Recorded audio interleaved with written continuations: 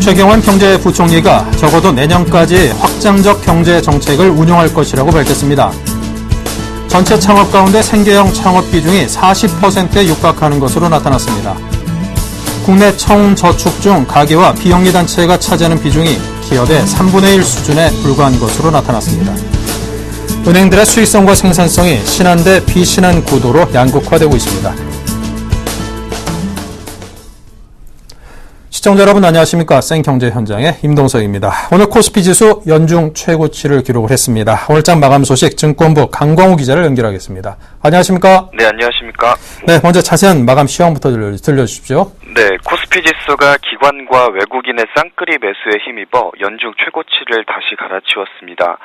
코스피 지수는 오늘 전거래일보다 0.74% 오른 2048.81에 거래를 마쳤습니다. 이는 2거래일 만에 연중 최고점을 다시 경신한 것입니다. 지난 주말 미국 뉴욕 증시는 아마존의 어닝 쇼크와 우크라이나와 가자 지구의 정세 불안에 크게 흔들렸습니다. 하지만 오늘 코스피 지수는 장 초반부터 외국인과 기관의 매수세가 이어지며 상승 출발했습니다.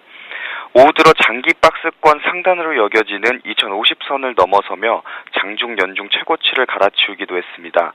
코스피가 장중 2050선을 돌파한 것은 지난해 12월 2일 이후 7개월여 만입니다. 오늘 외국인과 기관은 각각 1,740억 원, 1,253억 원을 순매수하며 지수 상승을 이끌었습니다. 반면 개인은 차익 실현에 나서며 2,700억 원 규모로 순매도 했습니다. 업종별로는 의료정밀, 비금속 광물, 섬유, 의복 등 일부 업종을 제외하고 대부분이 상승 마감했습니다. 시가총액 상위 종목 중에서는 한국전력이 전거래일 대비 6.25% 오르며 가장 많이 상승했습니다. KB금융, SK텔레콤, 신한지주 등도 강세를 보였습니다. 반면 SK하이닉스, 현대차, 현대모비스 등은 하락했습니다. 네, 자 장세가 있게 워낙 좋다 보니까 올 들어서 사상 최고가를 달성한 종목들이 속출했다고요? 네, 올 들어 국내 증시가 상승 흐름을 타면서 사상 최고가를 달성한 종목들이 속출했습니다. 증시를 둘러싼 주변 환경이 좋지 않았던 가운데 실적, 시장 확대 등 개별 기업의 이슈에 시중 유동성이 민감하게 반응하면서 쏠림 현상이 나타났기 때문인데요. 시장 전문가들은 최근 코스피 지수가 박스권을 돌파할 기세지만 여전히 개인 자금은 자본시장으로 유입되지 않기 때문에 당분간 종목 장세가 지속될 것으로 내다보고 있습니다. 한국거래소가 올 들어 지난 22일까지 종목별 주가 흐름을 분석한 결과 유가증권 시장에서 124개 종목, 코스닥 시장에서 131개 종목이 사상 최고가를 갈아치운 것으로 나타났습니다. 지난해 같은 기간 사상 최고가를 경신한 종목이 유가증권 시장은 44개, 코스닥 시장은 84개였던 점과 비교하면 크게 늘어난 수치입니다. 유가증권 시장 시가총액 상위 종목 중에서는 네이버가 지난 3월 10일 85만 3천 원을 기록하며 최고가를 새로 썼습니다. 삼성화재, 현대글로비스, 아모레퍼시픽 등도 사상 최고가를 경신했습니다. 코스닥 시장에서는 파라다이스, CJ 오쇼핑, 서울 반도체 등이 직전 최고가를 갈아치웠습니다. 컴투스, 썬데이토즈 등도 상장 이후 가장 높은 주가를 기록하며 게임주의 저력을 입증했습니다. 업종별로는 유가증권 시장에서는 서비스업이 32종목으로 코스닥 시장에서는 운송장비와 제약업이 각각 13개 종목으로 가장 많은 최고가 종목을 배출했습니다. 네, 그리고 한국전력의 실적에 대한 기대감 덕에 주가가 6% 가까이 급등했군요. 네, 한국전력이 올 2분기 실적 기대감과 전력 자회사의 배당 성향 상승 가능성에 주가가 강세를 보였습니다. 한국전력은 오늘 유가증권 시장에서 전거래일보다 6.26% 오른 4750원에 장을 마감했습니다. 한국전력이 4만원 벽을 돌파한 것은 지난 5월 28일 이후 2달여 만입니다. 오늘 주가 급등은 다음 달 8일에 발표될 2분기 실적이 시장의 예상치를 뛰어넘는 어닝 서프라이즈를 기록할 것이라는 전망에 따른 것으로 보이는데요. IBK 투자증권은 한전의 2분기 영업이익이 4,736억 원으로 흑자 전환할 것으로 내다봤고, 메리츠 종금증권은 기존 영업이익 전망치인 5,431억 원을 웃돌 것으로 전망했습니다. 금융투자업계에서는 올해 전기요금 개편으로 6월부터 하계 전력요금이 적용돼 한전의 2분기 매출액과 영업이익이 대폭 증가할 것으로 예상하고 있습니다. 정부의 사내 유보금 과세 방침으로 자본 지출 부담이 적은 한전 KPS와 한전기술의 배당 성향이 올라갈 가능성이 큰 점도 한전 주가의 호재로 작용했습니다. 한전 KPS와 한전기술은 한전의 자회사로 정부 정책에 따라 배당이 이루어지면 한전은 배당 수익을 얻을 수 있습니다. 네, 잘 들었습니다. 지금까지 증권부의 강광우 기자였습니다. 감사합니다. 고맙습니다.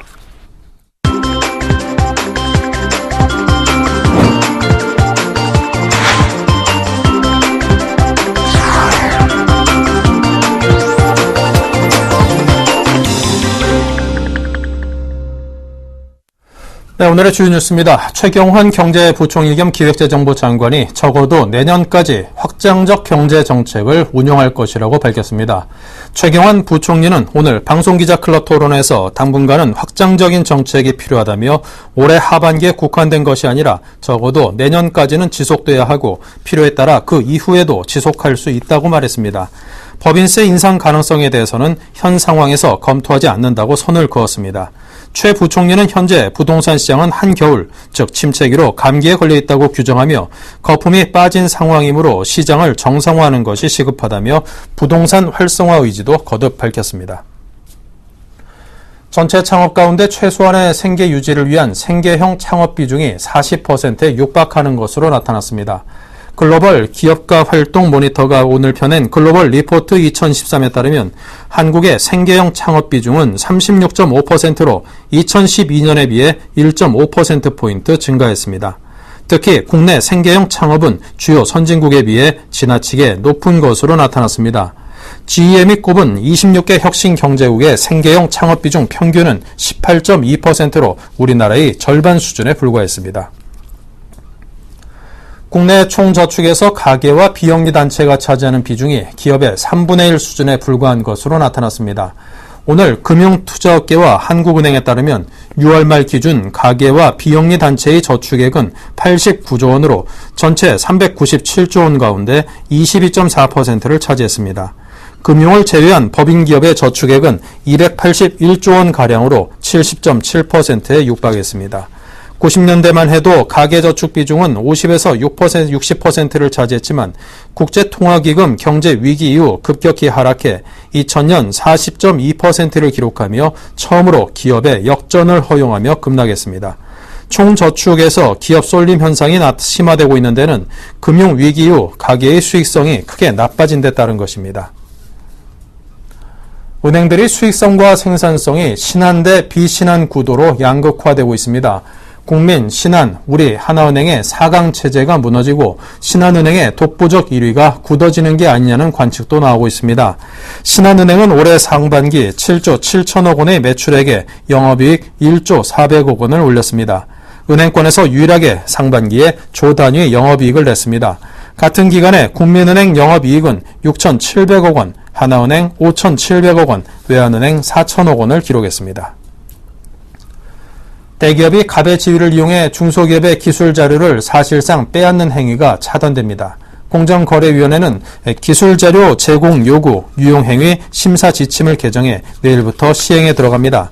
공정위는 중소기업의 기술을 보호하기 위해서는 대기업의 중소기업 기술자료 유용행위에 대해 엄격한 법 해석과 집행이 필요하다며 기술자료를 요구할 수 있는 정당한 사유는 제조 등의 위탁 목적 달성을 위해 불가피한 대표적인 경우로 한정했습니다. 이외에도 기술자료 제공에 따른 정당한 대가 지급 관련 내용을 명시했습니다. 공정위 관계자는 대기업의 중소기업 기술 유용 행위를 집중적으로 감시할 것이라고 말했습니다. 네, 국내 시장에서 국산차 수입자의 경쟁이 치열해지면서 예전보다 선택의 폭이 상당히 넓어졌습니다. 하반기에도 다양한 신차들이 출시를 앞두고 있다고 하는데요. 자, 산업부 유주희 기자 연결하겠습니다. 안녕하십니까? 안녕하십니까? 네, 먼저 국산차의 출시 일정부터 소개해 주십시오. 우선 상반기에 다소 부진한 실적을 보였던 기아차가 신형 소렌토를 선보입니다. 실내 공간을 더 넓힌 데다 독일 뉘르부르크링 서킷에서 혹독한 주행 시험을 거친 덕에 주행 성능에도 기대가 쏠리고 있습니다.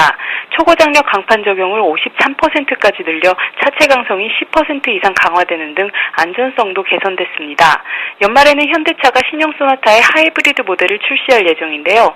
그동안 그랜저 하이브리드나 기아차의 K5 하이브리드 등이 높은 연비 등으로 호평을 받아온 만큼 시장에서 기대가 큽니다. 그리고 가장 주목을 받는 모델이 준대형 신차인 AG인데요. 11월에 출시될 AG는 그랜저와 제네시스의 중간 크기입니다. 이전까지 없던 차급의 신차인 만큼 성과가 주목되고 있습니다. 해외로 수출되지 않는 오로지 내수 시장을 겨냥한 차고요. 현대차는 이 차를 BMW 5 시리즈나 메르세데스 벤츠 E클래스의 대항마로 활용할 방침입니다. 네, 이미 국내 시장에서 점유율이 15% 선까지 오른 이 수입차의 공세, 무척이나 만만치 않을 듯 싶은데요. BMW 코리아가 하반기에 부분 변경된 X3와 신형 X4 등 SUV를 잇따라 출시할 예정이고요. 플러그인 하이브리드 스포츠카인 i8도 하반기 중으로 내놓을 예정입니다. i8은 스포츠카의 디자인과 성능을 갖췄으면서도 리터당 47.6km의 고연비라 자동차 매니아들의 관심이 쏠리고 있습니다. 메르세데스 벤츠 코리아의 경우 내달 말에 뉴 GLA 클래스를 출시하고 뉴 S클래스 쿠페도 연이어 선보일 예정입니다. 이 밖에 엔저 덕에 가격 공세를 펼치고 있는 일본차 브랜드 도요타와 렉서스는 각각 소형 SUV인 NX300H와 스포츠 쿠페인 RCF 출시를 준비 중입니다. 닛산은 일본 대중차 최초로 디젤 엔진을 장착한 SUV 캐시카이를 4분기 중으로 판매할 계획이고요. 포드와 링컨은 각각 새로운 하이브리드 차를 내놓을 예정입니다. 종합해보면 하반기 자동차 시장의 키워드 역시 SUV와 고연비차가 될 전망입니다.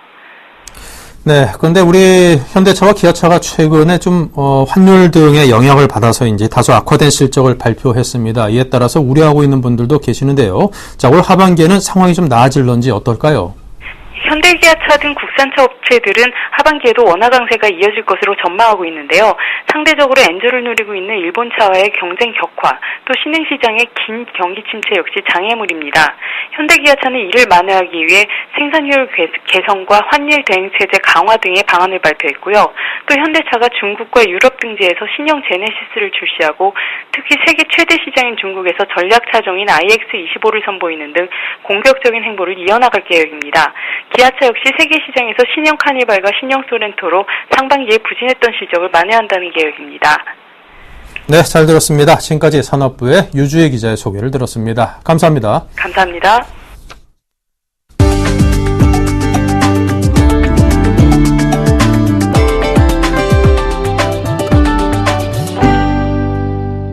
LG전자가 안드로이드 운영체제를 탑재한 태블릿 PC 탭북을 출시했습니다. 탭북은 11.6형 풀 HD IPS 디스플레이를 채택해 선명한 화질을 갖췄으며 16.7mm의 얇은 두께와 1.05kg의 무게로 휴대성도 강화했습니다. 장시간 사용 시 눈의 피로를 덜어줄 수 있는 리더 모드도 적용했습니다. 허재철 LG전자 한국 HE 마케팅 담당 상무는 탭북은 안드로이드 환경의 장점을 더욱더 편리하게 즐길 수 있을 것이라고 강조했습니다. KB국민카드가 마스터카드 브랜드가 탑재된 체크카드를 발급합니다. 마스터카드 브랜드 체크카드는 마스터카드의 전 세계 3,590만여 개 신용카드 가맹점과 ATM 이용이 가능합니다. 마스터카드 브랜드 체크카드는 KB국민 민체크카드, KB국민 놀이체크카드, KB국민 훈체크카드 등 3종을 시작으로 발급 대상 상품을 단계적으로 확대해 나갈 계획입니다. KB국민카드 관계자는 상품 라인업 강화 등을 통해 체크카드도 고객들이 다양하게 선택할 수 있도록 할 계획이라고 말했습니다. KT가 일본을 방문하는 여행객들을 대상으로 간편한 로밍 서비스를 선보입니다. KT는 일본 이동통신업체 NTT 도코모와 손잡고 일본에서 와이파이 자동 로밍 서비스를 출시했습니다. 와이파이 자동 로밍에 가입하면 3일간 만원에 NTT 도코모가 제공하는 와이파이로 자동 연결돼 데이터를 무제한으로 이용 가능합니다. 이병무 KT 로밍 사업 담당 상무는 와이파이 자동 로밍 서비스의 제공으로 KT 고객은 일본에서 한층 더 자유롭고 편리한 와이파이 이용이 가능해졌다며 앞으로 제2국가 확대를 통해 더 많은 고객이 이용 혜택을 받을 수 있도록 노력할 것이라고 말했습니다.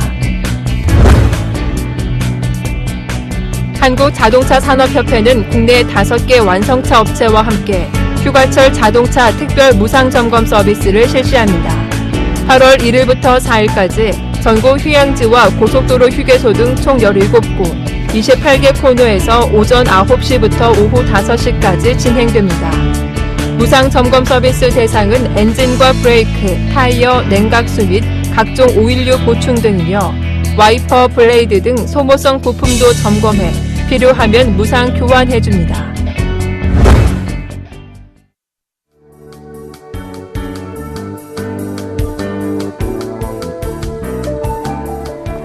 안녕하세요. K웨더 라이프스타일 예보 황재영입니다. 현재 중부지방 중심으로는 햇볕이 강하지만 제주도와 전남 해안에는 약한 비가 내리고 있는데요. 강수대가 점차 올라오면서 그 밖에 호남 지역에서도 내일 오전까지 5에서 20mm의 비가 내리겠습니다. 또 충청 이남 곳곳에서도 빗방울이 떨어지는 곳이 있겠는데요. 다만 제주도는 산발적으로 비가 오다가 오늘 저녁 그치겠습니다. 반면 중북부 지역은 내일도 가끔 구름 많은 하늘에 자외선이 강하겠습니다. 오전에는 약간 나쁨 단계에서 오후에는 나쁨 단계까지 오를 것으로 보이는데요. 한낮 외출은 자제하시는 게 좋겠습니다.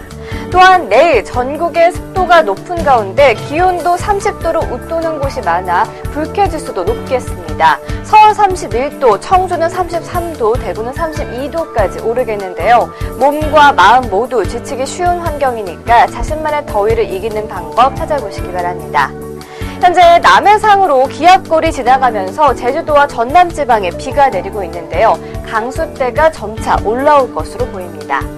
내일 중부지방은 동해상에 위치한 고기압의 가장자리에 들겠지만 남부지방은 남해상을 지나는 기압골의 영향을 받겠습니다. 자세한 지역별 날씨 나절 예보로 알아보겠습니다.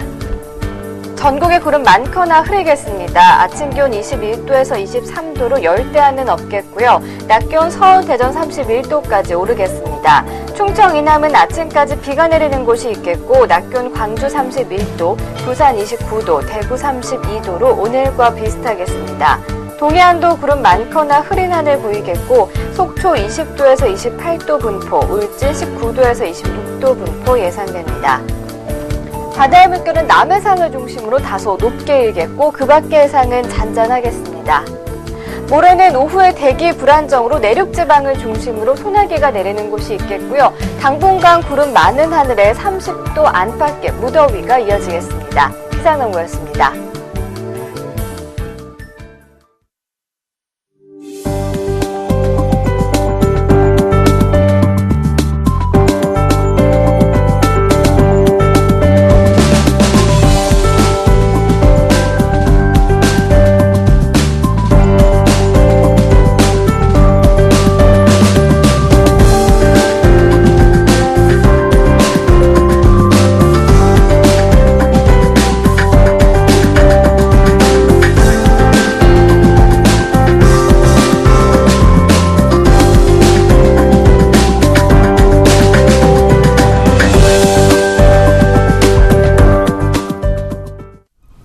네, 이상으로 생경제 현장을 마칩니다. 감사합니다.